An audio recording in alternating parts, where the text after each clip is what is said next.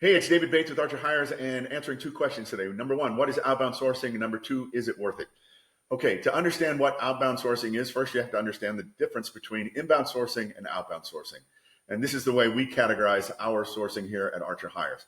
Inbound sourcing is sort of the tried and true method that most companies fall back on, which is posting ads on job boards, waiting until somebody finds those ads, hoping that somebody applies once they find that ad, and then hoping also that you're one of the first 1, 2, or 3 people that respond when candidates say they're interested in your job, because in this world of one-click applications, most people have applied to 6, 7, 8, 9, 10, 11, 12 jobs.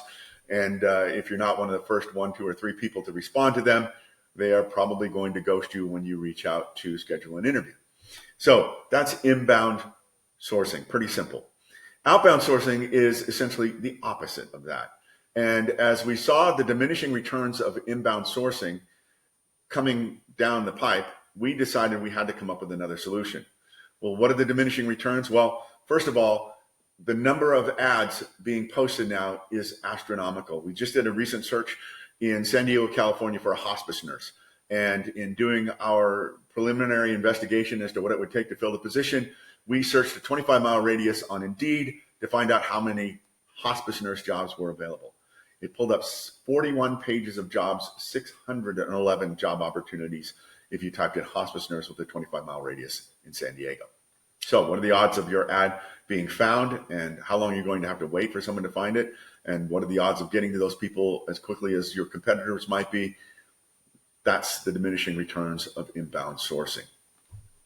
So we developed outbound sourcing, and this is something we saw coming a long time ago. We've been working on it for well over a year now, and we've investigated multiple platforms. We've spent an exorbitant amount of money trying to figure out how to make it work and to combine programs and platforms and so forth to be able to do what we do. Outbound sourcing is essentially the opposite of inbound sourcing. So what does that mean? Well, it's not waiting. That's the first thing. What we do is very proactively create lists. We sift through tons and tons and tons of data, and we assemble lists of potential candidates, and we filter those lists to make sure that they're spot on as far as targeting goes for qualified candidates. And then we craft very meticulously designed messages, and we directly message those people on platforms on which we're sure to get responses. So we send texts, we work through social media, we use things like LinkedIn. We also happen to get notifications every time somebody makes a change to their resume on one of the job boards. So if it happens to be the type of person that we're looking for exactly, we can respond with a very specific message inviting them to apply for the jobs that we're recruiting for. So that's outbound sourcing. So inbound sourcing is placing ads, waiting, hoping someone applies. Outbound sourcing is going very directly after targeted candidates with very specific messages and getting immediate responses. What's the difference in the time? Well, we worked with a company out of Houston who was trying to hire physical therapists, and they had been working with 2 different agencies. They had been posting ads on Indeed for almost 4 months. They had 0 applicants. Within 10 days, we had 3 different physical therapists scheduled for interviews with them. And I think it took us 5 days to get those candidates. So typically with outbound sourcing, we will get responses from candidates within 3 to 5 days. It takes a little bit of time to set up the searches, but once they're set up and the mechanisms are in place, we get responses immediately. So that's inbound versus outbound sourcing. Is it worth it? That's the big question, right? And the answer to that question is, it depends. And it depends on the really important question, and that is, how much are open positions costing your company? You have to get to the bottom of that question before you can determine whether or not outbound sourcing is worth it. So what are open jobs costing your company? Sometimes it's a fairly simple equation. You're not taking on future projects, essentially potential profits. But a lot of times it's not quite so visible. Take, for instance, home health and hospice, where we do a lot of work.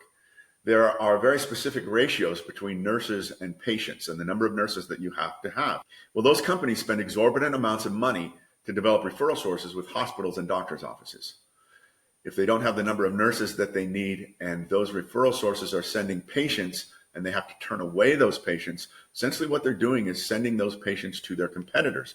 And the referral sources are now developing relationships with their competitors. So the less obvious side to what is this costing them is how difficult is it going to be to reestablish those relationships when they need patience. Another thing when considering the cost of open jobs on your company is the effect that it's having on your tried and true and dependable staff who have stuck with you through thick and thin. And how thin can you actually stretch those people if they are working extra hours, handling extra projects, doing the types of things that those dedicated people do before they've really been stretched too thin, and they're the ones scrolling through Indeed looking for new opportunities. Also, when it comes to current staff, how many people involved in your recruiting processes have other primary responsibilities and which are the real profit sources for your company? So how much of their productivity is actually being diverted to recruiting? And if they're not having success in recruiting, what is that doing to the morale, and how does that affect their work and productivity in the things that they're actually really, really good at doing? So you think a little bit about what this might be costing your company, and then you have to determine whether or not outbound sourcing is worth it. And how do you figure that out? Well, my suggestion is give us a call.